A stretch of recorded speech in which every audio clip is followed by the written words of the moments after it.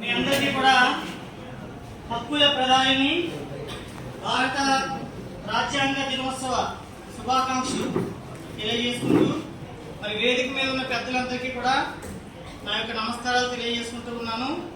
అదేవిధంగా ఇంత మంచి కార్యక్రమంలో భాగస్వాములు అవుతున్న మీ అందరికీ కూడా నా అభినందనలు తెలియజేస్తూ ఉన్నాను.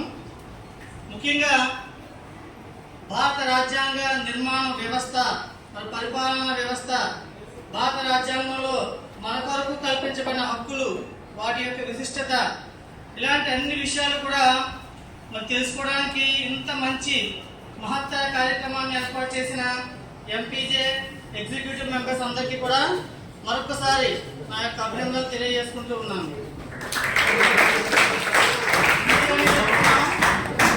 ఇది ఒక సోషల్ డాక్యుమెంట్, హక్కుల ప్రధాని. ఈ రాజ్యాంగం అనేది లేకపోయినట్లయితే మనకి ఎన్నో హక్కులు ఉండేవి కాదు. ముఖ్యంగా మరి మన స్వాతంత్ర్యం రాకముందు మరి మన పరిస్థితి ఎలా ఉండేదో మనం తెలుసుకుంటే, రాజ్యాంగం వచ్చిన తర్వాత మన పరిస్థితి ఎలా ఉందో మనం కంపేర్ చేసుకుంటే దీని యొక్క గొప్పతనం ఏంటో మనకు బాగా తెలుస్తుంది. ముఖ్యంగా ఈ స్వాతంత్ర్యం రాకముందు మన దేశంలో భూస్వామ్య వ్యవస్థ ఉండేది. జమీందారులు ఉండేవారు, రాజులు ఉండేవారు, భూమి అంతా కూడా వాళ్ళ దగ్గరే ఉండేది. వాళ్ళు ఏం చేసేవారు, కొంతమంది చిన్న చిన్న జమీందారులకి కౌలుకి ఇచ్చేవారు. వాళ్ళు ఏం చేసేవారు,